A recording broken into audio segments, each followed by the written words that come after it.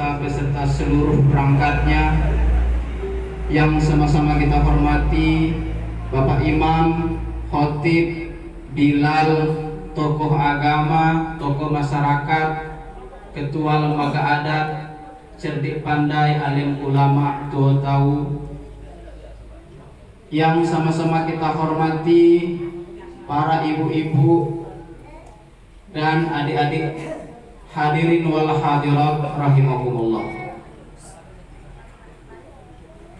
Pertama-tama marilah kita panjatkan puji syukur kehadirat Allah Subhanahu wa taala. Karena berkat limpahan rahmat dan karunia-Nya lah sehingga kita pada kesempatan ini dapat berkumpul di Musholla Al-Ikhlas Desa Gurun Baru ini. Tadi sudah disampaikan oleh pembawa acara, ada ayat yang dibacakan yaitu kira-kira artinya, jika kamu mensyukuri nikmat Allah, maka nikmat itu akan aku tambah, dan ketika kamu ingkar, inna azabi lasyadid. Nah, jadi Bapak Ibu, kita hadir di sini itu bagian dari nikmat tersebut. Sebab Pak, sehingga 10 orang itu susah.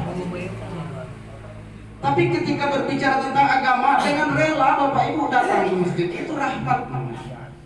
Harus kita syukuri. Kemudian sholawat beriring salam. Marilah kita senantiasa bersolawat kepada Nabi Muhammad SAW dengan lafaz Allahumma shalli ala sayyidina Muhammad wa ala ali sayyidina Muhammad. Karena berkat pengorbanan dan perjuangan beliaulah sehingga kita bisa merasakan begitu indahnya hidup di bawah naungan agama Islam. Jadi kalau kita benar-benar beragama Islam dengan baik dan benar, insya Allah kita akan tenang, senang, nikmat, menikmati nikmat iman dan Islam. Nikmat terbesar itu adalah nikmat iman dan Islam. Nah, jadi Bapak Ibu, sebelum kita mulai acara Isra dan Mi'raj, saya mau menyampaikan beberapa hal. Pertama, saya ini tadi sudah disampaikan oleh panitia. Nama saya Sunario Gandhi, berasal dari Kertopati. Biasanya kalau ada iyo-iyonya itu Jawa biasanya, Bu.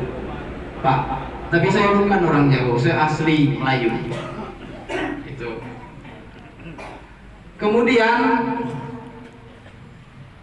kalau diundang ceramah itu biasanya orang dipanggil Ustadz. Saya kalau dipanggil Ustadz tuh agak ngeri-ngeri sedap. Karena ketika titelnya sudah Ustadz, kok ilmunya banyak.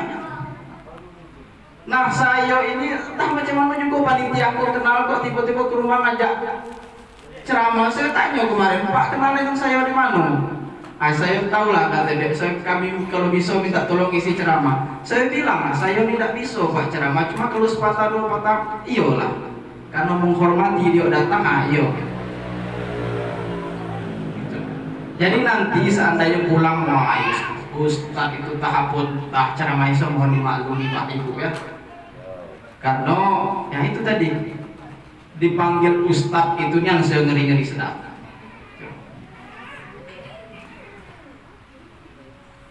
Berbicara Isra dan Mi'raj Bapak Ibu, sebenarnya Isra Mi'raj itu cerita lama. Tidak ada cerita baru. Isra itu suatu peristiwa yang menakjubkan luar biasa, yang semua umat Islam meyakini setelah Islam itu berkembang. Tetapi seandainya kita hidup di zaman itu, ragu rasanya percaya. Kenapa? Karena Isra itu suatu perjalanan dari Masjidil Haram ke Masjidil Aqsa Palestina, yang pada waktu itu kendaraan hanya onta. Dijalankan oleh perjalanan normal berbulan-bulan. Sementara cerita Nabi Muhammad itu tidak sampai satu malam. Kira-kira waktu Isya sebelum subuh sudah kembali. Dan yang diceritanya itu banyak sekali peristiwa-peristiwa. bertemu inilah, bertemu itulah, naik ke langit, bertemu Nabi, menerima perintah sholat, dan lain-lain. Nah, pertemuan itu nanti Bapak Ibu kita akan sampaikan, tapi tidak semua. Kalau semua soalnya tidak selesai malam. Nah itu. Kita nih sekarang jam 9. Kira-kira kita nih sampai sana jam berapa? 12 lah. Jam 12. Ibu-ibu jam berapa kira-kira ibu? Jam 12 juga. Ah, kata ibu-ibu jam 10. Macam mana nih? Sampai pagi. Kalau sampai pagi terus ramai bapak ibu tunggu lah di siko saya udah beli. Nah, itu.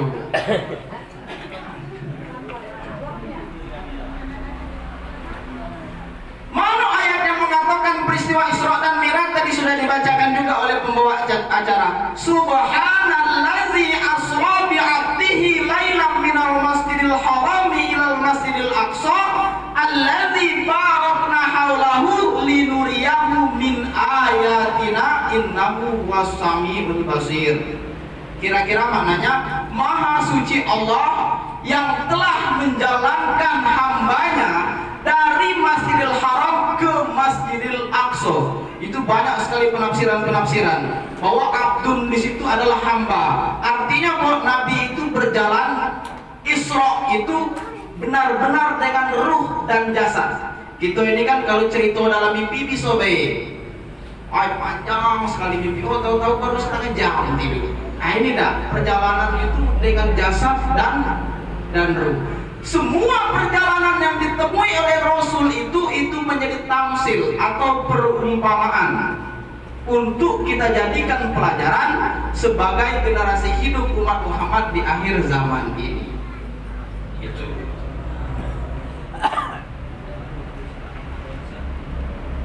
Pertama, Nabi Muhammad itu sebelum diberangkatkan itu didatangi oleh dua malaikat, Jibril dan Mikail.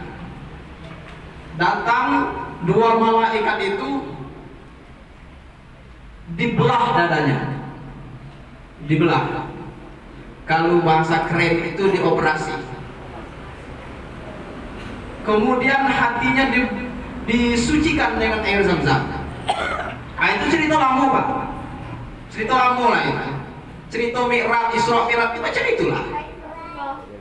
Apa kalau nak kita cerita lagi? Padahal kita lah tahu ada intisari di dalam itu yang harus kita jadikan pelajaran. Apa intisarinya? Apakah hati Rasul itu kotor ketika harus dicuci? Tidak Bapak Ibu. Nabi itu seorang yang awalu wal akhiru, Nabi pertama dan Nabi terakhir, sering dibaca dalam doa itu. Kenapa dibilang Nabi pertama? Karena kata Tuhan, Muhammad, kalau engkau tidak aku ciptakan, tidak aku jadikan, dunia itu pun tidak aku jadikan. Pernah aku dengar kajian itu? Seringlah di ceramah-ceramah, cuma awakku udah ingat. Apalagi majelis taklim itu biasanya sering sekali. Itu.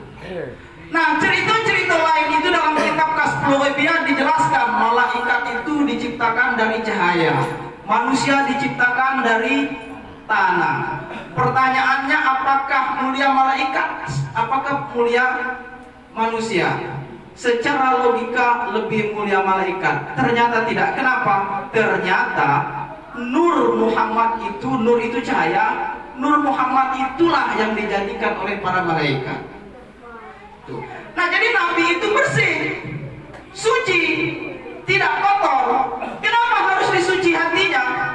Karena itu menjadi perumpamaan untuk kita hidup di zaman sekarang, bahwa yang pertama kali harus disucikan itu adalah hati Bapak Ibu. Dalam sebuah hadis dijelaskan, iza mudghatan jasadukuluhu iza fasadat fasadal jasadukuluhu ala wahyal qalb. Di dalam diri manusia itu terdapat segumpal daging.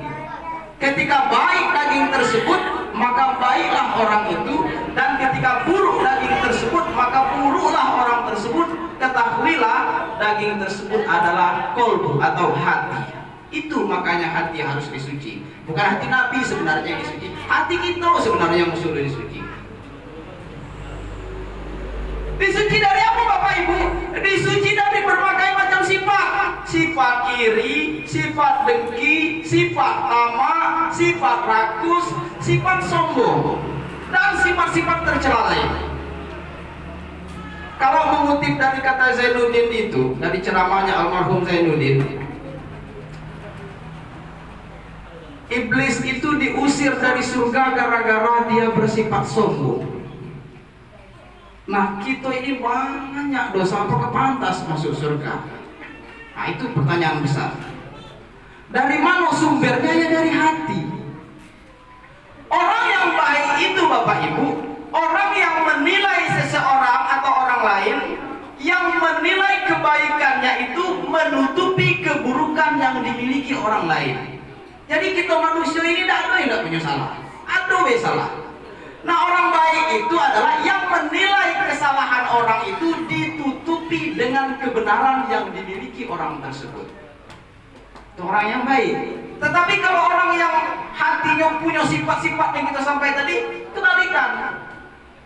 Keburukan orang itu menutupi kebaikan yang dimiliki oleh orang tersebut. Jadi kita ini baik kalau itu tidak mungkin, tapi buruk kalau juga tidak mungkin. Nah, ketika orang, wah si anu tuh kalau ke masjid rajin, majelis taklim rajin, pengajian oke, tapi ngatur orang tiap hari. Satu cuma kesalahan yang ngatur orang tiap hari, itu yang dimunculkan. Nah, itu contoh Bapak Ibu, hati orang itu perlu disucikan lewat Isra Mi'raj ini. Nah, orang yang baik itu seperti apa? Banyak keburukan yang dimiliki orang. Ini biasanya kalau, mohon maaf Pak Sekdes, biasanya kalau kades itu banyak sekali itu dicela orang. Bantuan tidak sampai lah, tidak adil lah, sama keluarga semua lah. Kenapa keburukan itu muncul dikeluarkan semua? Karena dia udah dapat bantuan rupanya. Nah, jadi sucikan hati. Karena hati itu yang membuat kita itu menjadi tenang Bapak Ibu. Kemudian setelah Nabi dibersihkan hatinya, didatangkanlah kendaraan yang namanya buraq. Buraq itu diceritakan suatu hewan dari surga, didatangkan spesial untuk menjadi kendaraan peristiwa Isra dan Mi'raj. Isra itu perjalanan Bapak Ibu, yang perjalanan dari Masjidil Haram ke Masjidil Aqsa. Nanti setelah sampai di Aqsa, dia akan naik namanya Mi'raj. Mi'raj itu nanti kita ceritakan yang puncaknya dia menerima perintah sholat. Nah, buraq itu dia kalau naik bukit, kaki depannya pendek, kaki belakangnya panjang. Kalau turun bukit, kaki depannya panjang, kaki belakangnya pendek. Artinya perjalanannya itu datar semua. Dan kecepatan perjalanan buraq itu yaitu sejauh mata memandang. Itu langkahnya buraq itu.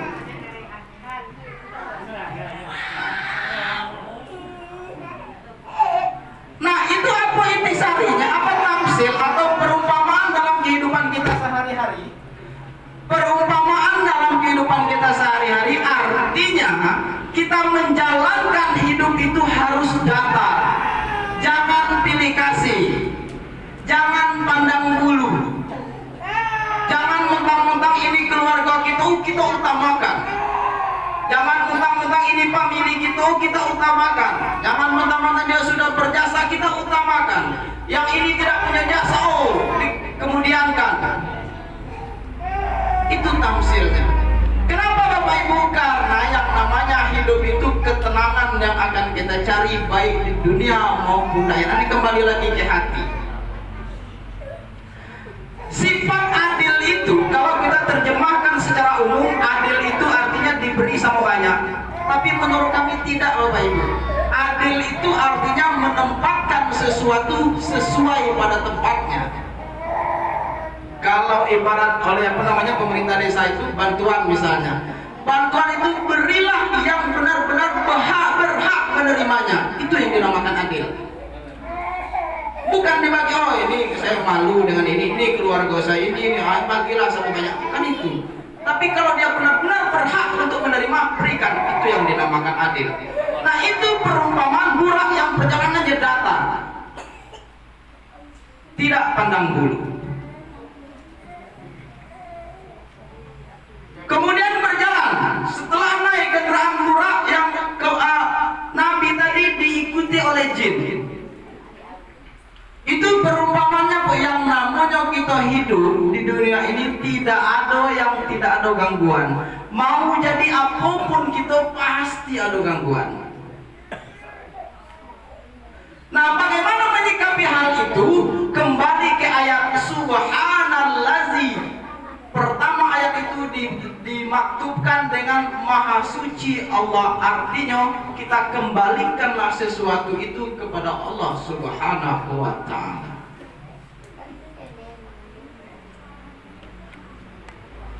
Hidup sekarang ini Bapak Ibu agak-agak susah. Kalau dulu ada seorang penyanyi Ari Wibowo namanya. Dia menjelaskan hidup itu gangguan hidup ya, gangguan hidup. Katanya nyanyi ya, racun di tangan kiri, madu di tangan kanan, racun di tangan kiri. Itu jelas. Kita lah jelas kan, yang namanya masa pilih racun. Kan madu di tangan kanan, masa pilih racun. Tapi kehidupan di modern sudah bingung untuk menentukan mana madu, mana yang racun. Kadang-kadang mereknya madu, isinya racun. Coba saya mau tanya dengan ibu-ibu nih.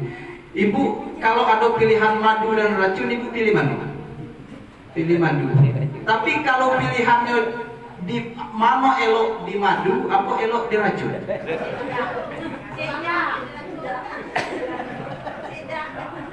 Ya pilih mana Bu? Pilih di madu apa pilih di racun? Pilih di racun. Baik di racun. Tanya nomor konsep dewek. Kan sama saja. Sebenarnya dua-duanya itu pilihan, tapi tidak ada yang bisa dipilih. Di madu lebih parah daripada di racun. Di racun tuh ada yang pilih di racun. Begitulah kehidupan gitu, aduh gangguan. Kalau suami bisa diracun coba, nak nyubu-nyubu madu, cobalah diracun. Susah hidup.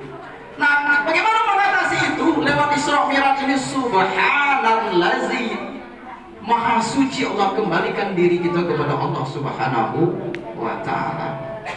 Nah, ini baru disucikan hati, dibelah dado, kemudian borak, kemudian apa tadinya jin, yang diikuti oleh jin. Kemudian Nabi Muhammad itu banyak sekali pertemuan. Di antaranya bertemu orang yang menuai padi, ditanam, tumbuh, besar, masak, langsung menuai, langsung memanen. Setelah dipanen, tumbuh lagi, masak, panen lagi, sehingga tidak berhenti terus-menerus. Bertanya Muhammad kepada Jibril, apa ini ya Jibril? Itu Muhammad gambaran umatmu yang rajin bersedekah. Nah, jadi kalau kita mau seperti itu, rajin-rajinlah bersedekah. Apa sedekah itu? Sebenarnya ada beberapa istilah Bapak Ibu ya. Sering kita tulis misalnya di masjid-masjid kalau bulan puasa itu menerima zakat, infak, zakat, wakaf, infak dan sedekah. Apa perbedaan itu? Kalau zakat wajib, ada ketentuannya. Zakat fitrah dikeluarkan bulan puasa. Zakat mal dikeluarkan setelah sampainya nisab. Itu ada ketentuan. Kemudian wakaf. Wakaf itu apa bedanya dengan infak? Wakaf itu ada syaratnya. Yang namanya wakaf ada barang, ada yang menerima, ada yang menyerahkan, dan ada ijab kabul. Pak, saya mau berwakaf semen untuk pembangunan masjid. Nah, itu ijab kabulnya. Yang menerima kata pengurus masjid, ayo lah Pak, kami terima. Kami sedang butuh dan untuk membangun. Kalau infak tidak ada ijab kabul. Ada yang memberi, ada yang diberi, tidak ada yang menerima, dan tidak ada ijab kabul. Apa contohnya? Ada kotak berjalan waktu sholat Jumat, kotak. Ayo kita masukkan, be. Tidak perlu kotak. Aku serahkan, tidak perlu. Masukkan, be. Tidak pula kotak harus aku terima, kotak tidak. Nah, itu ya. Kemudian ada sodako. Nah, sodako itu apa sodako? Sodako itu sesuatu yang kita berikan, tidak hanya berbentuk barang. Nah, jadi kalau ada pembangunan masjid, kita ngasih tidak, bantu tidak, datang ke situ nengok-nengok, senyum aja tidak, itulah sudah sodako. Senyum aja tidak, sudah sodako. Nah, tapi jangan senyum-senyum. Jangan bantu tidak, nyumbang tidak, bantu dengan tenaga tidak, datang marah-marah, oh ini salah pembang apa ini segala macam. Itu yang sedekah. Nah, orang yang menuai padi tadi, yang dia rajin bersedekah. Jadi harta kita itu Bapak Ibu kalau diberikan untuk sedekah tidak berkurang, tapi nambah.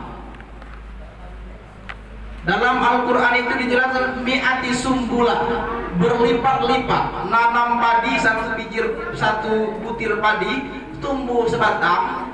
Sebatang itu muncul tingkilnya 7 tingkil, 7 tangkai. Setiap tangkai itu 100, jadi 700. Itulah keuntungan orang sedekah. Nah, pertanyaan Pak, saya ini rajin bersedekah, tapi tidak nambah-nambah rezeki. Nah, kita sering itu yang kita pertanyakan. Nah, ada syaratnya Bapak Ibu. Ada syaratnya supaya rezeki itu bertambah. Pertama kita terjemahkan makna tambah. Kemudian ada syaratnya. Nah, yang mau syaratnya perhatikan baik-baik, dengarkan baik-baik. Pertama apa? Arti tambah di situ. Dalam tadi ayat dibacakan la in syakartum la azidannakum wa la in kafartum inna azabi lasyadid.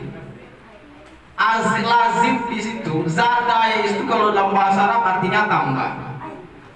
Hidup ini Bapak Ibu ada perlawanan, laki-laki, perempuan, siang, malam, pagi, sore, tinggi, rendah. Kalau kaya apa lawannya? Bukan Bapak Ibu. Kaya itu lawannya cukup. Bukan miskin. Kita yang menerjemahkan miskin. Kaya itu lawannya cukup. Artinya Tuhan memberikan kita itu secukup-cukupnya. Makanya kadang-kadang kita berdoa, ya Allah itu berilah aku rezeki, aku nak beli mobil.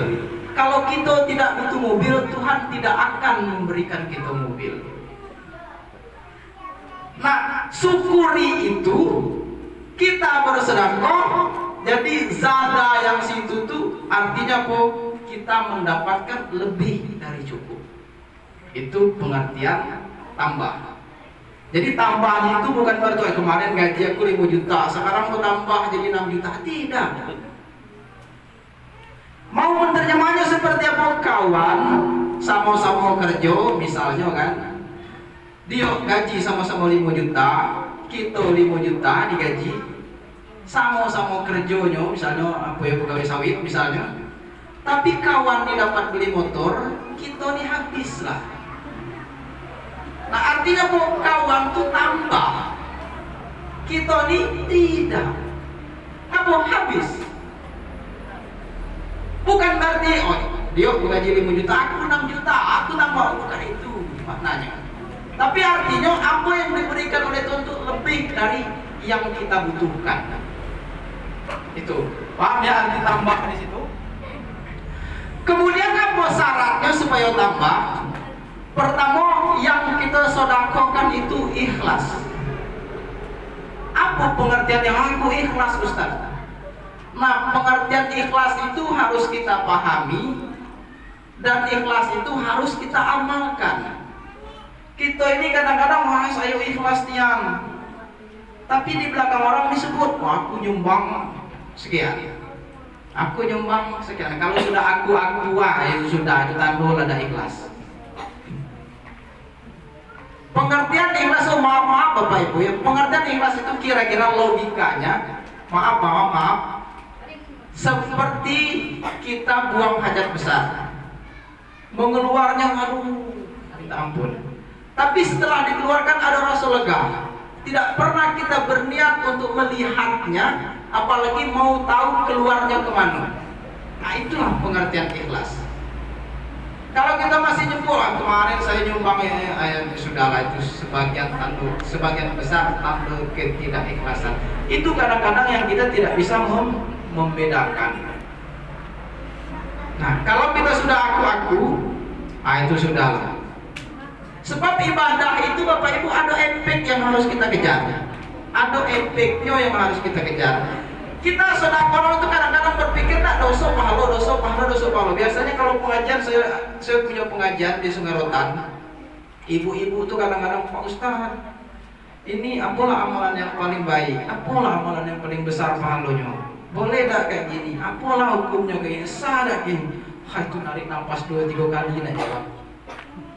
Kenapa? Karena kalau ditanya sah dan tidak, itu kapasitas Tuhan yang menentukan, bukan gitu. Besar tak pahalanya? Sebenarnya kita ini, kalau berbicara tentang pahala dan dosa, coba Bapak Ibu, kalau kita misalnya berbicara pahala, apa yang terbayang di pikiran kita? Surga. Ketika disebut surga, apa yang terbayang di pikiran kita? Yang terbayang di pikiran kita adalah suatu tempat yang di dalamnya ada semuanya. Nak makan apa nak ada tinggal jemput. Kan itu kan? Kemudian ketika berbicara neraka, apa yang terlintas di pikiran kita? Neraka itu adalah api yang menyala-nyala, melahap diri kita. Dan itu ada ayat-ayat yang menentukan itu. Tapi lebih dari itu Bapak Ibu, ini ilmu buat kita. Ketahuilah, pahala itu adalah kebahagiaan, neraka itu adalah kesengsaraan. Jadi ada istilah surga dunia, ada istilah neraka dunia. Misal ya, kita punya anak itu telepon, Pak, anak bapak di kantor polisi, ketahuan nyabu, ketahuan mencuri. Apa perasaan bapak? Apa perasaan ibu? Itu neraka.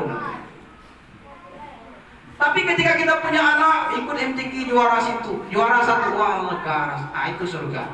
Kira-kira begitulah maknanya. Selain dari yang kita ceritakan tadi. Nah, bagaimana untuk mendapatkan itu?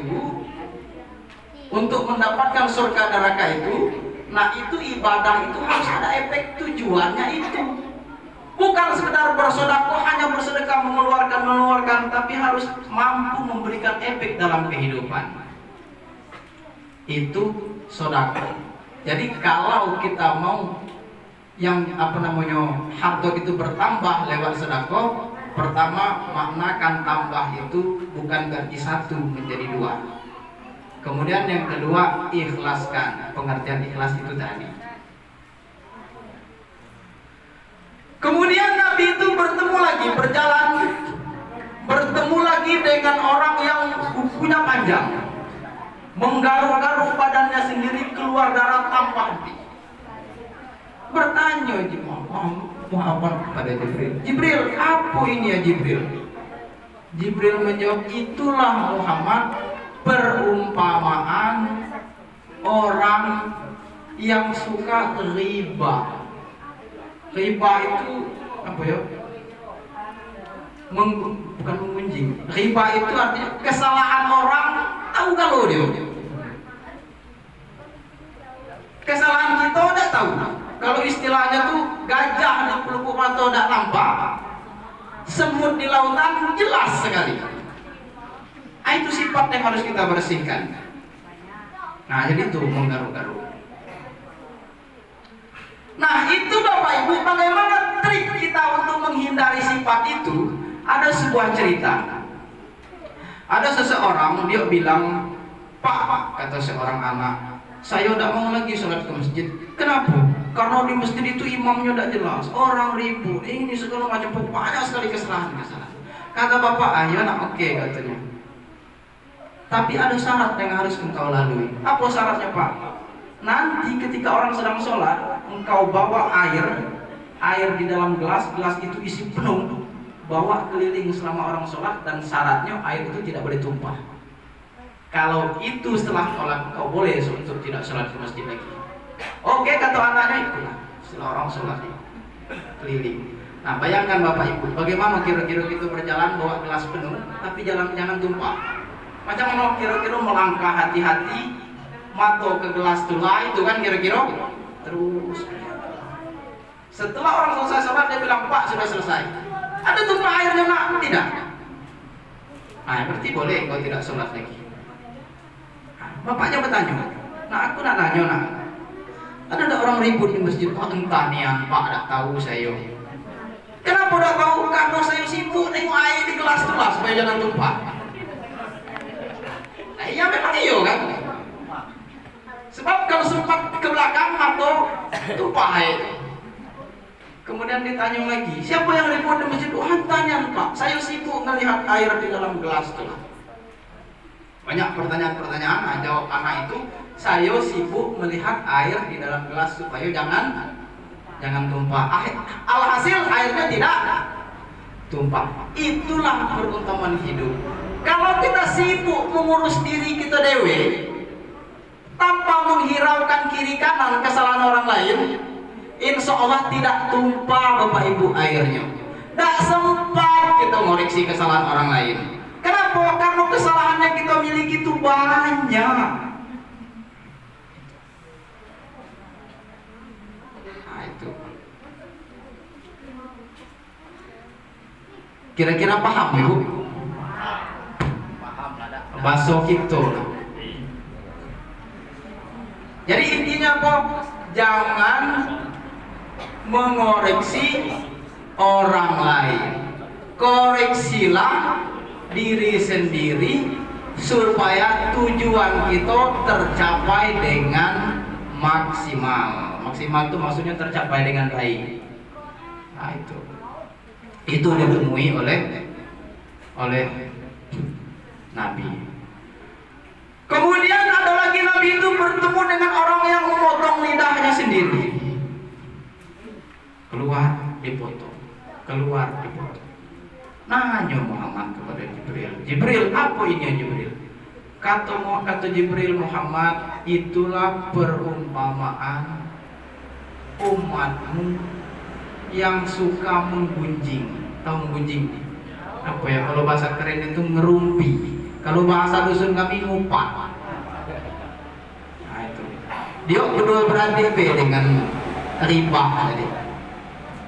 Kalau ketemu cerita, wah Pak Kades sudah benar ini bantuan seharusnya dia dapat tapi ini tidak dapat. Ini keluarganya nggak jadi berpangkat segala macam.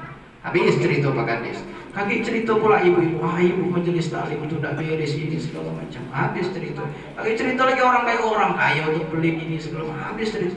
Ujung-ujungnya sudah kalau saya kok iyo, kalau kita kok iyo lah. Kita memang akhirnya orang dah elok, dia pun sudah menjadi dah elok. Ada yang kayak gitu kira-kira bapak ibu?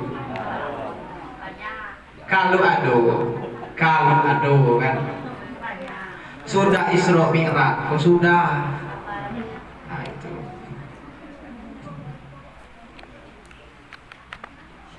Kurang lebih dengan riba.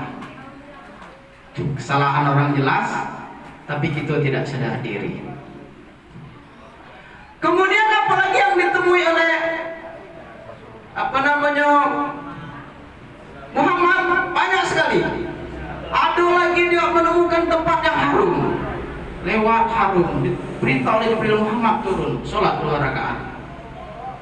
Setelah sholat ditanya, apa tempat itu wahai Jibril? Itu adalah tempat kejadiannya Masito. Siapa Masito itu? Masito itu seorang perempuan pembantunya Fir'aun yang pada suatu hari refleks lidahnya menjelaskan ketika sedang menyisir anak Fir'aun, refleks lidahnya secara tidak sengaja menyebut celakalah engkau wahai Fir'aun. Kata anaknya, kenapa kau bilang seperti itu? Siapa Allah itu? Allah itu kata dia Tuhanku dan Tuhan bapakmu juga. Kalau begitu kau bukan bertuhan kepada bapakmu. Sementara waktu itu Fir'aun ngaku sebagai Tuhan. Bukan. Akhirnya dibilanglah sama Fir'aun. Akhirnya ditanya, wahai mas itu, apa kau tidak mengaku aku Tuhan? Kata Fir'aun. Tidak, katanya, Tuhanku adalah Allah. Singkat cerita, dia dihukum, dipanggang, direbus, dibuatlah air, dimasuk dalam sebuah kawah, dipanas, dimasukkan pertama suaminya, anak-anaknya, kemudian terakhir masih itu mati di situ. Harum baunya ketika Nabi ke surga dan akhirat. Tamsilnya Bapak Ibu, tamsilnya orang yang kuat menjaga keimanan terhadap Tuhan. Nah, itu. Jadi jangan pernah goyah dalam mempertahankan keimanan. Takutnya ya, kita ini goyang keimanan gara-gara sesuatu, gara-gara pangkat. Mungkin ini musim 2024 kan musim pemilu. Saya cuma menghimbau Bapak Ibu, pemilu itu adalah proses pemilihan pemimpin. Jangan sampai kita masyarakat diadu domba oleh orang lain. Jangan sampai gara-gara pemilihan sanak keluarga jadi kacau. Jangan sampai gara-gara pemilihan antara tim yang satu dan tim yang lain tidak berteguran. Jangan sampai konflik. Orang itu kalau udah jadi ingat enggak lagi dengan gitu. Itu udah berteguran. Nah, orang yang mempertahankan keimanannya dengan Tuhan secara teguh, utuh, tanpa ada pengaruh dari sedikit pun sekalipun maut, itu diumpamakan bau yang harum yang ditemui oleh Rasulullah ketika dia Isra. Bapak Ibu hadirin wal hadirat rahimakumullah. Kemudian ada lagi pertemuan Nabi itu, dia ditemui oleh seorang perempuan yang memakai emas, penuh perhiasan, perempuan cantik. Manggil, Muhammad, Muhammad. Tapi Muhammad tidak nengok. Untung Muhammad tidak nengok. Ya untung Bapak Ibu. Setelah lewat ditanya, apa itu Jibril? Kata Jibril, Muhammad, untung engkau tidak melihat, tidak nyaut panggilannya. Kalau aku nyaut kenapa? Itulah perumpamaan dunia. Dunia itu apa? Mata'ul ghurur, kesenangan yang menipu. Nabi Muhammad tidak nyaut panggilan itu pun kita umat sekarang ini sudah hampir diperbudak oleh dunia. Demi sesuatu sanggup melakukan sesuatu. Paham maksudnya ya Bapak Ibu ya? Demi sesuatu sanggup melakukan sesuatu, itu artinya cinta dunia. Kita ini kadang-kadang sering yang ditakuti itu, pertama takut mati. Itu kadang-kadang yang ditakuti oleh kita. Baik itu mati dalam sesungguhnya maupun mati dalam keadaan baik itu mati jabatan, mati profesi, mati pekerjaan dan lain-lain. Padahal subhanallazi, dekatkan diri dengan Tuhan, puji Tuhan yang maha suci, itulah yang akan menyelamatkan kita.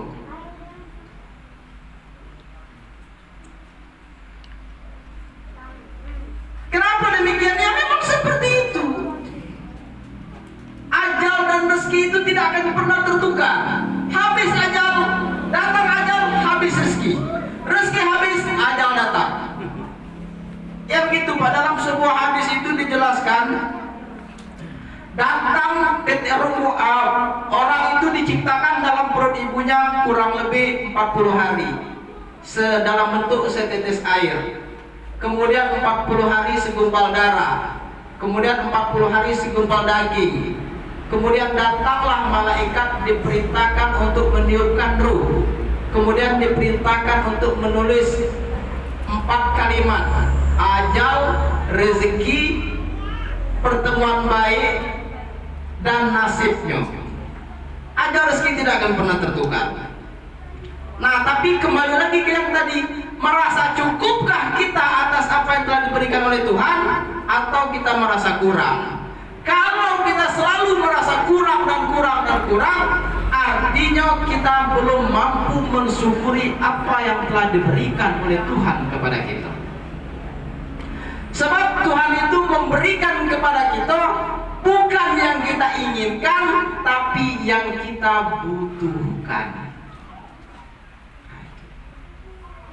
Nah, ketika kita, oh ya Allah ya Tuhanku, aku sudah sholat. Dalam Al-Quran itu Engkau berfirman, "Ud'u istajib lakum," berdoalah akan aku kabulkan. Tapi aku sudah berdoa, belum juga dikabul-kabulkan. Ada doa itu, ada ayatnya itu, "Ud'u istajib lakum," berdoalah akan aku kabulkan. Ayat itu.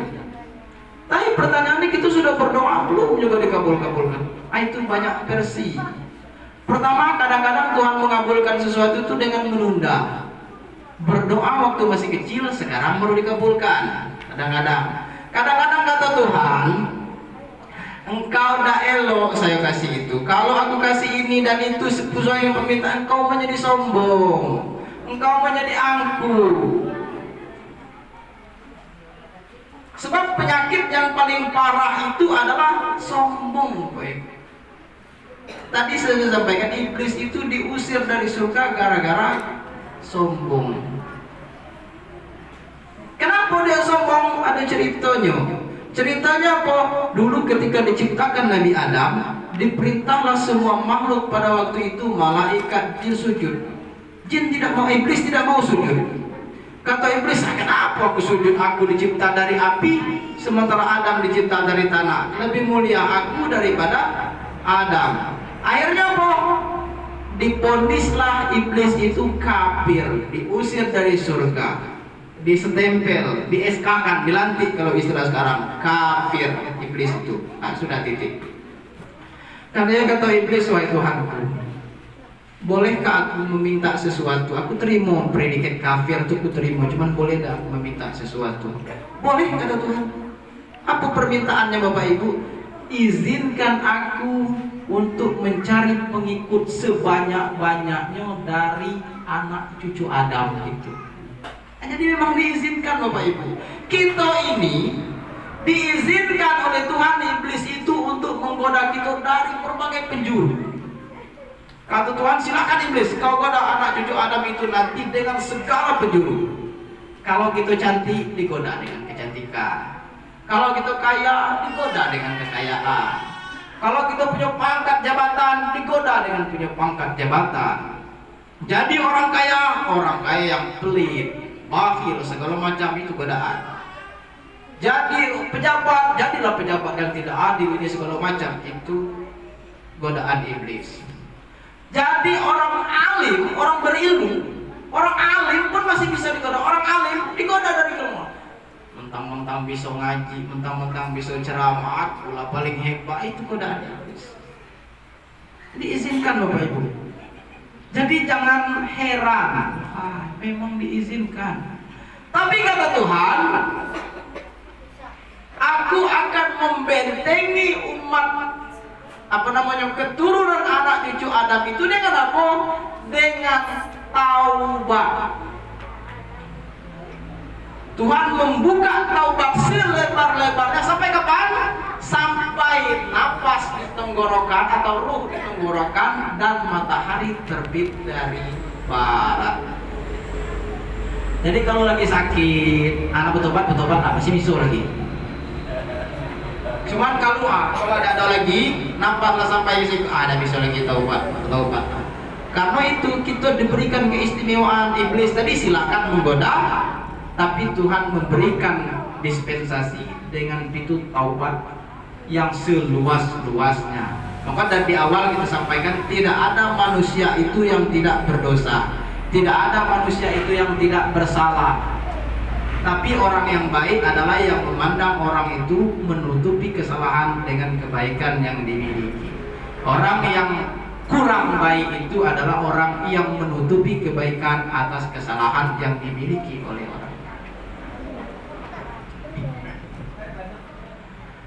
Kemudian Bapak Ibu, banyak lagi cerita-cerita yang kita tidak bisa sampaikan semuanya. Selanjutnya, setelah dia dipanggil oleh perempuan tadi, dia tidak menoleh. Alhamdulillah tidak menoleh. Seandainya menoleh, hancur umat ini, cinta dunia. Kemudian singkat ceritanya sampailah dia ke Masjidil Aqsa, Palestina. Kemudian dinaikkan ke langit. Pintu langit pertama bertemu Nabi Adam, bertemu Nabi Yahya, bertemu Nabi Isa, bertemu Nabi Idris, Nabi Musa, dan terakhir Nabi Ibrahim. Kemudian sampai ke Baitul Ma'mur. Ini sudah habis nih Baitul Ma'mur, Sidratul Muntaha, balik habis. Sampai jam 10. Setengah 10 masih lama lagi berarti ya. Setengah 10, setengah 9. Ya. Setengah 9. Sampai Baitul Ma'mur, dia ditawar. Baitul Ma'mur itu macam mana? Wallahu a'lam. Tapi yang jelas 70.000 malaikat per hari mengunjungi Baitul Ma'mur itu. Di situ dia diperintahkan sholat dan Nabi Muhammad mengimami sholat 2 rakaat. Selanjutnya dia disuguhkan oleh 3 minuman. Disuguhkan oleh piala isinya minuman, arak, madu, dan susu. Nabi memilih susu. Kata Jibril, alhamdulillah Muhammad, engkau memilih susu. Coba milih madu. Ibu-ibu tidak ada yang milih madu. Alhamdulillah dia milih susu. Apa perumpamaan susu itu? Artinya putih, bersih. Tuhan ridho atas agama yang dibawa oleh Nabi Muhammad. Sedangkan dia milih madu masih gitu dia seperti ini. Apa lagi dia milih khamar, milih arak, lebih kacau lagi berarti. Kemudian naik dia ke mana? Ke Sidratul Muntaha. Nah, Jibril tidak bisa ngawani lagi sampai Baitul Ma'mur. Katanya Muhammad, aku tidak bisa lagi ngawan. Kenapa? Karena kalau aku lewat ini sayapku terbakar. Sampai ke situ, singkat ceritanya bertemulah Nabi Muhammad dengan Tuhan. Tapi Bapak Ibu, makna bertemu itu harus macam mana ya? Harus butuh pemikiran yang sangat. Lagi kita berdoa Muhammad itu bertemu dengan Wallahu a'lam, macam mana proses pertemuannya itu hanya Nabi dan Tuhan yang tahu. Jangan pula kita membayangkan kita bertemu itu macam kita ini bertemu bertatap muka, itu Wallahu a'lam. Tapi kesimpulannya apa? Di situ dia menerima perintah sholat. Nah, menerima perintah sholat itu apa perintahnya? Pertama, Nabi itu diperintahkan sholat 50 kali. Setelah balik ketemu dengan Nabi Musa, Muhammad, apa oleh-oleh dari Tuhan? Kata Muhammad, aku dan umatku diperintahkan sholat 50 kali dalam sehari semalam. Musa, ya Allah Muhammad, saya menyarankan balik lagi lah kau ngadap. Saya kalau masuk itu kira-kira ya, tak telah umatku 50 kali itu. Balik lagi ngadap, dikurangi 5 kali, tinggal 45. Ulang lagi bertemu macam mana Muhammad? Ada tak pengurangan? Ada dikurang 5 kali. Tak telah Muhammad, ulang lagi, bolak-balik sampai 9 kali. Akhirnya sampailah 5 kali. 5 kali itu apa kata Musa? Muhammad, tak telap juga umat kau 5 kali itu Muhammad. Kira kau minta dispensasi lagi? Aku malu gitu Muhammad. Lalu mama seringnya bolak-balik. Coba kalau tidak ada Musa waktu itu menanggung gitu 50 kali. Sedangkan 5 kali itu nian bolong-bolong.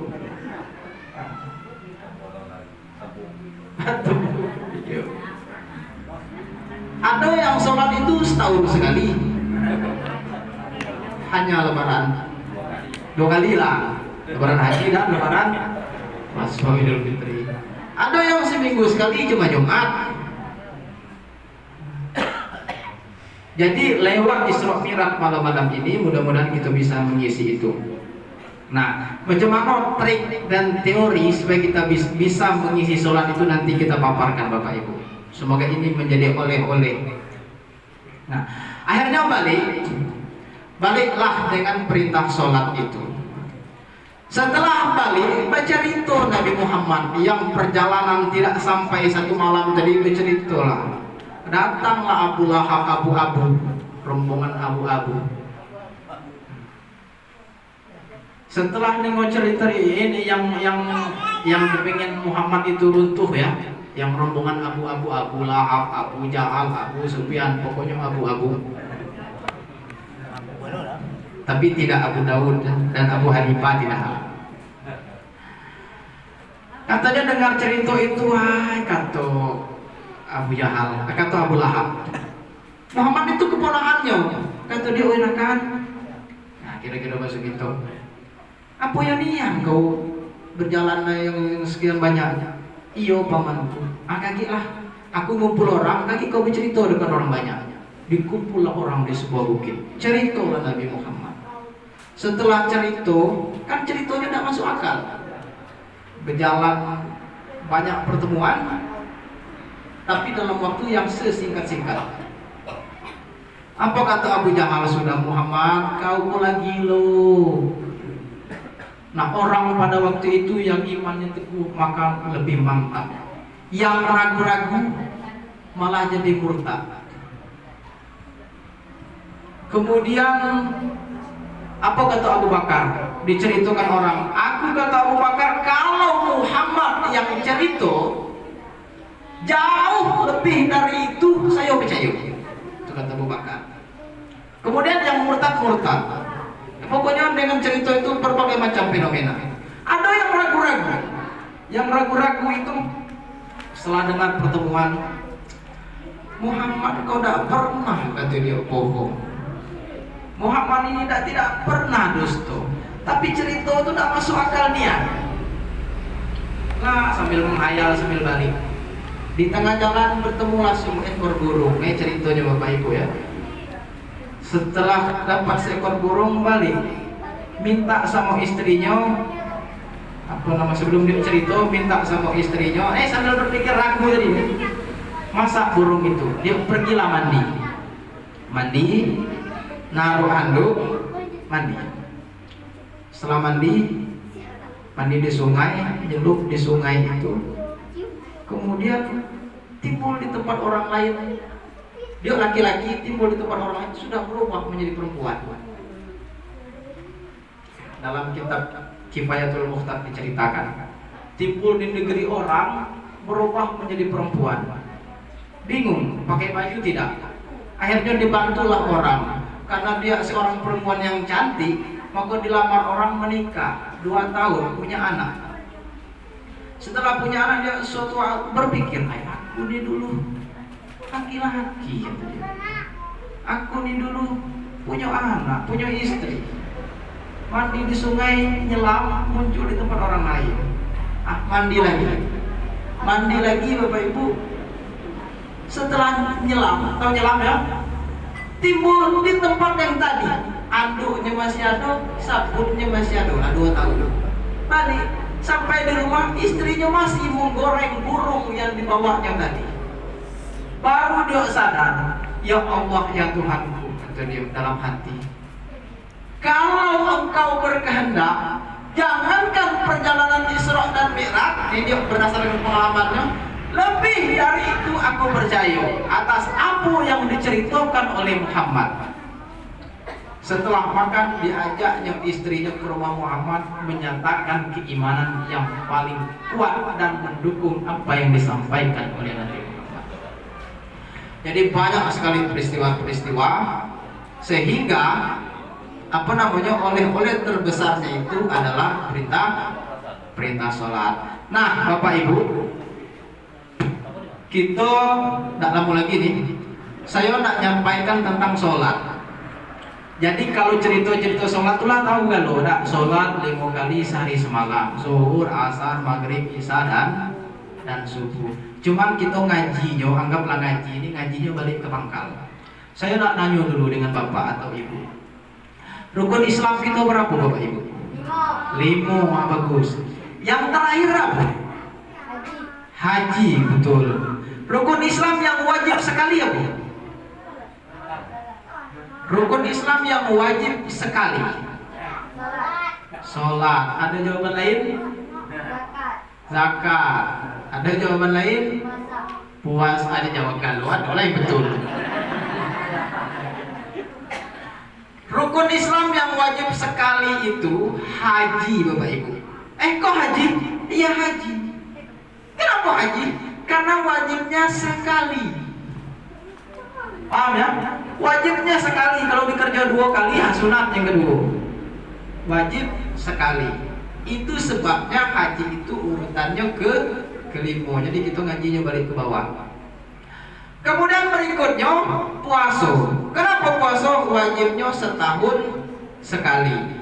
Jadi puasa itu wajib setahun sekali. Ada tak lebih? Ada. Kalau kita berpuasa nazar, itu wajib itu. Kemudian berikutnya zakat. Kenapa zakat? Karena zakat itu wajibnya setahun sekali. Kemudian zakat itu terbagi 2. Ada zakat mal, ada zakat fitrah. Kemudian yang kedua, apa yang kedua itu sholat. Kenapa sholat yang kedua? Karena sholat itu wajibnya 5 kali dalam sehari semalam. Nah, berbicara tentang sholat Bapak Ibu, dalam Al-Quran itu Allah berfirman, Innas sholata tanha anil fahsya'i wal munkar. Sesungguhnya sholat itu dapat mencegah perbuatan keji dan mungkar. Ini oleh sholat kita berbicara sholat ya. Sholat itu wajibnya selain ayat Nabi dipanggil dalam Isra Mi'raj itu dalam menerima perintah sholat. Dalam ayat disampaikan sesungguhnya sholat dapat mencegah perbuatan keji dan mungkar. Ini ilmunya Bapak Ibu. Kita inilah sholat, tapi perbuatan keji dan mungkar itu belum juga berubah, belum hilang. Nah pertanyaannya, apakah ayat itu salah? Apakah penafsirannya yang salah? Apa sholat kita yang belum benar? Nah ini, kalau ayat dipastikan ayat tidak ada yang salah. Kalau penafsiran, orang-orang ahli tafsir itu bukan sembarang orang. Artinya satu-satu jawaban sholat itu yang perlu dikoreksi. Pak, saya sudah wudhu, zuhur sudah 4 rakaat, rukun 13 sudah terpenuhi semua. Apakah tidak sah? Kalau berbicara sah, sah. Itu ya Bapak Ibu. Ketika sholat sudah terpenuhi rukun 13 tahu ya? Niat, tegak berdiri betul, takbiratul ihram dan seterusnya sampai salam. Asal itu terpenuhi, sah. Nah, sah kalau berbicara sah.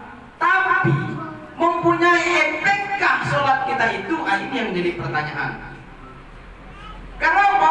Setiap ibadah yang kita lakukan itu, terutama sholat, ketika kita sudah melakukannya dengan baik dan benar, maka ayat yang menyatakan bisa mencegah perbuatan keji dan mungkar. Ketika perbuatan keji dan mungkar itu belum tercegah, koreksi sholat kita itu. Apakah tidak sah? Sah kalau berbicara sah. Apakah tidak terima? Terima. Apakah tidak berpahala? Berpahala. Tapi tidak ada efek dalam kehidupan. Ibadah itu Bapak Ibu tidak perlu kita berpikir pahala besar atau kecil. Yang penting efeknya dalam kehidupan sehari-hari. Satu contoh ya. Saya pernah ngaji dengan Bapak Kiai Haji Islahuddin Sargawi. Dia menjelaskan begini, ibadah itu tidak perlu banyak, cukup kamu lakukan yang 5. Kalau mampu sampai haji, yang 5 itu cukup. Itu nggak perlu, bukan nggak perlu ya sebenarnya, tapi dibanding-banding nggak perlulah tahajud, duha segala macam. Yang penting 5 itu jangan tinggal. Puasa, sholat, zakat, dan apa namanya syahadatnya jangan tinggal. Kalau haji ya kalau yang mampu. Apa yang paling penting? Yang paling penting itu jangan berbuat dosa. Itu yang paling penting. Apa logikanya? Logikanya main bola kaki. Kita main bola kaki itu, main bola kaki, tahu kan main bola kaki? Main bola kaki itu tidak perlu mencetak gol banyak-banyak. Kita mencetak gol 10 itu tidak perlu. Kita mencetak gol 1 saja cukup. Yang penting gawang itu jangan kebobolan. Itu yang penting. Kalau kita mencetak gol 1, gawang itu tidak kebobolan, itu kita menang. Menang Bapak Ibu. Tapi kalau gawang kita tidak bisa mencetak gol, gawang kita tidak kebobolan, itu tidak kalah. Tidak kalah namanya seri. Nyambung nggak kira-kira maksudnya itu? Itu agak tinggi filosofinya. Tidak kalah gitu. Jadi percuma mencetak gol itu 11, 12 kalau gawang kita kebobolan lebih banyak dari mencetak gol. Itu yang dimaksud oleh kiai, itu artinya jangan terlalu mendewa-dewakan sesuatu yang sunnah, tapi meninggalkan sesuatu yang wajib. Nyambung nggak kira-kira Ibu? Boleh bertanya, Bu? Aku maksudnya kami belum paham, bisa? Boleh. Sebab harapan kita setelah kita Isra Mi'raj malam ini, kita mempunyai suatu ilmu pengetahuan yang baru yang bisa kita amalkan.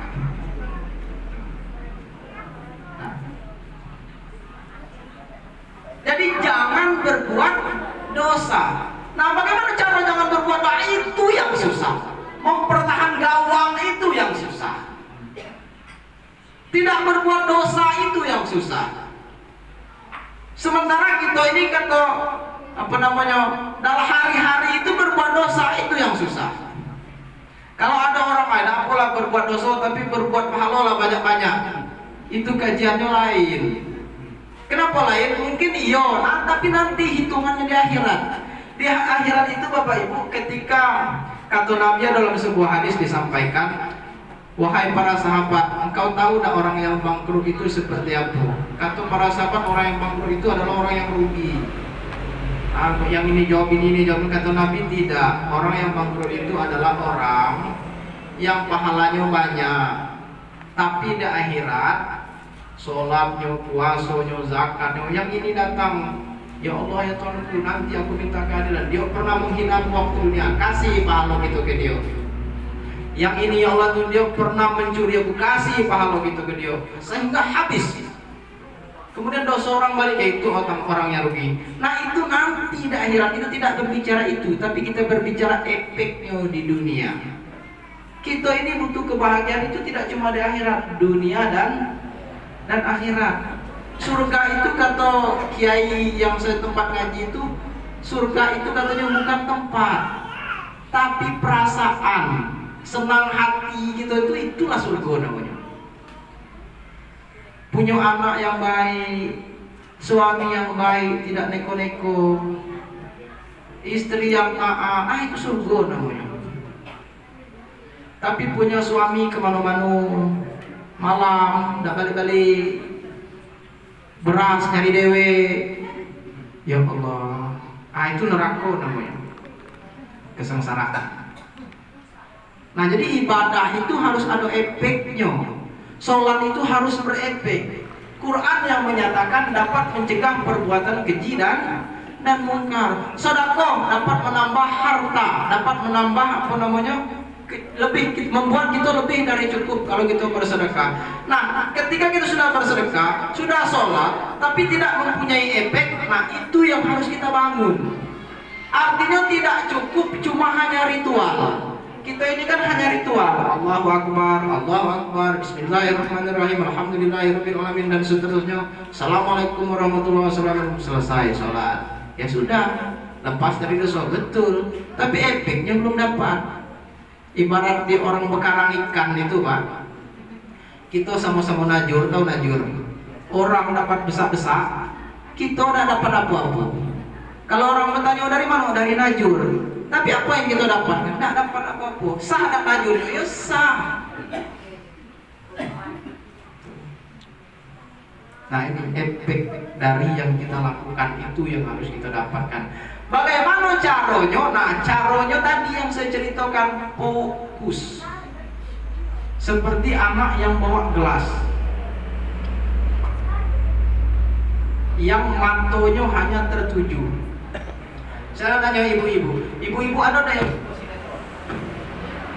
yang suka sinetron, film, nonton TV, ada yang suka sinetron? Ya dosa dijawab lah, ada atau tidaknya. Tapi bagi yang ada, ketika kita lagi nonton, misalnya filmnya apalah, KCB, Upin Ipin misalnya, Upin Ipin saya nonton lagi suka sekali, tahu-tahu led kata lampu mati. Apa yang kita lakukan? Apa yang kita keluarkan? Akun PLN ini kurang ajar segala macam. Kenapa? Karena kita lagi fokus.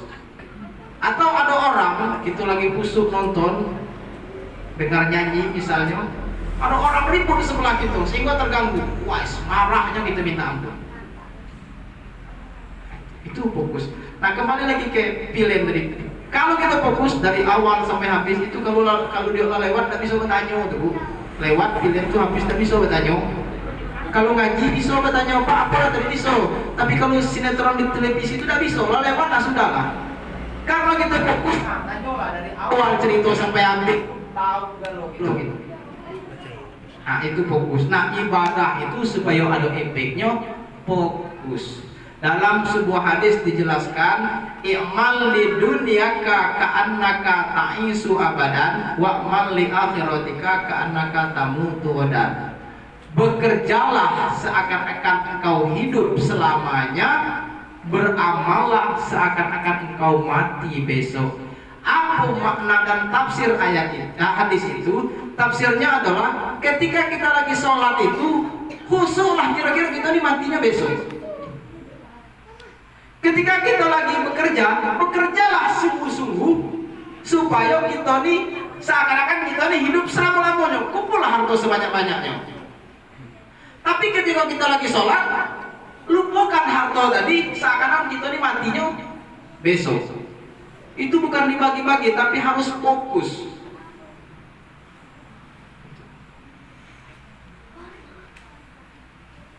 Nyambung ya Bu ya, kira-kira? Itu apa namanya?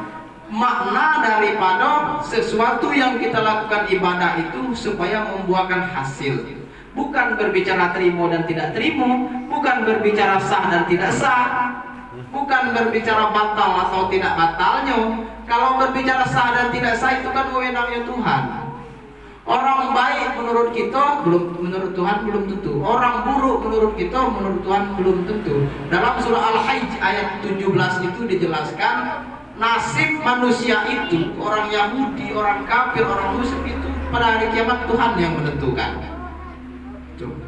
Nah, tapi kita ini apa yang kita lakukan atas apa yang kita perbuat harus mempunyai efek.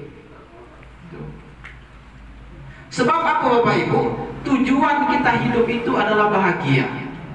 Bahagia itu adanya di hati, di diri kita sendiri.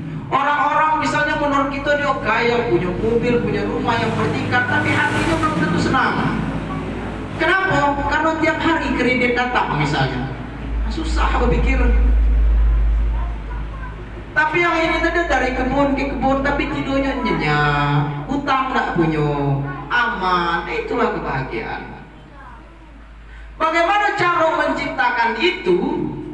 Nah ini kembali kehidupan suami istri ini sebenarnya. Bagaimana cara menciptakan itu?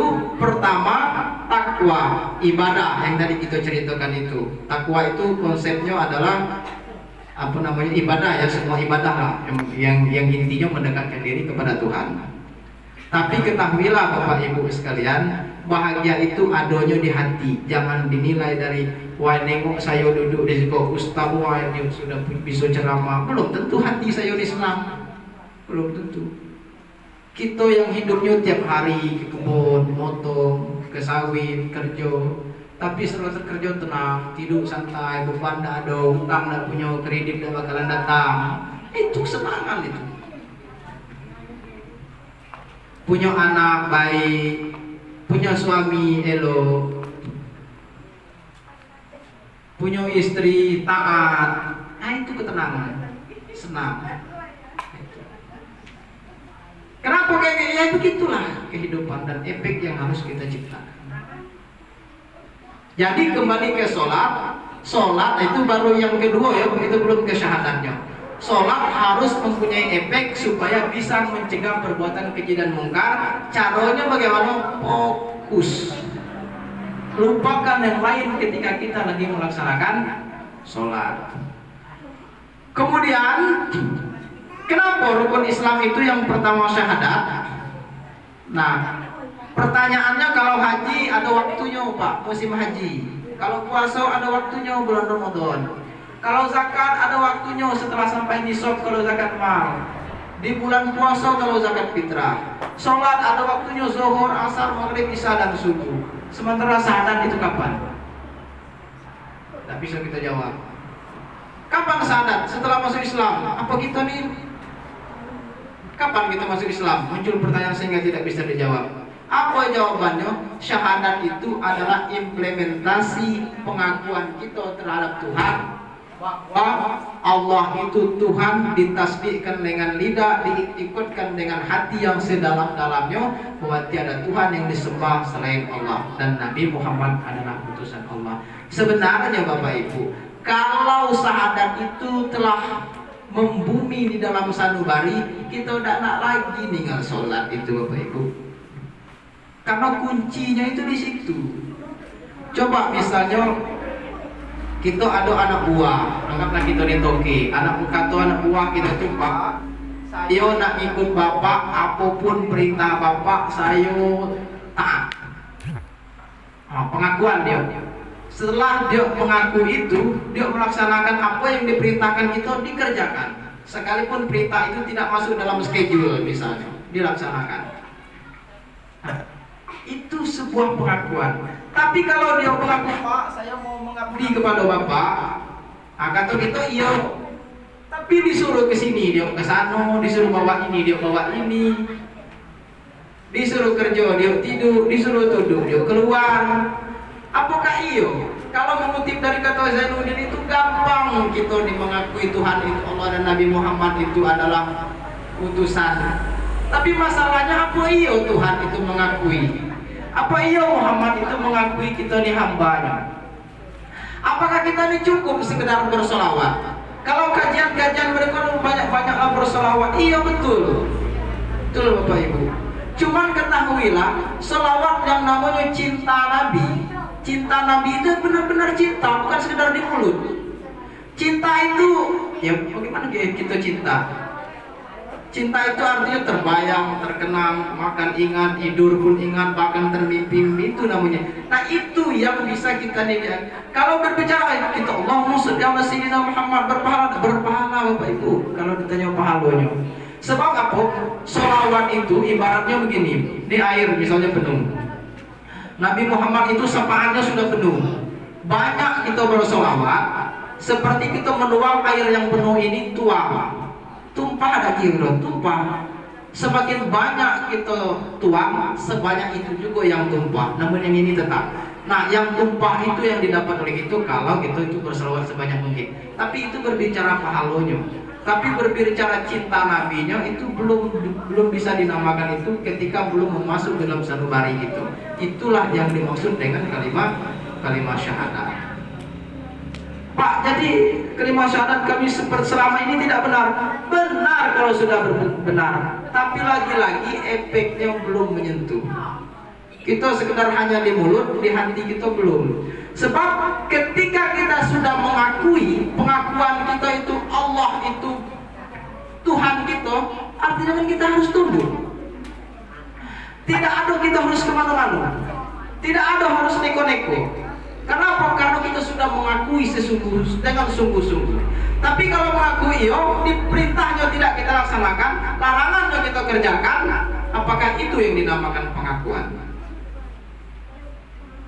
Itu makna dari syahadat yang dalam sebuah hadis itu disampaikan mangqala la ilaha illallah Muhammadur Rasulullah yadkhulul jannah. Secara makna, barang siapa yang pernah mengucapkan dua kalimat syahadat, insya Allah dia masuk surga. Iyo Pak, kalau masalah masuk surganya. Cuman kan masalahnya ada sebuah cerita.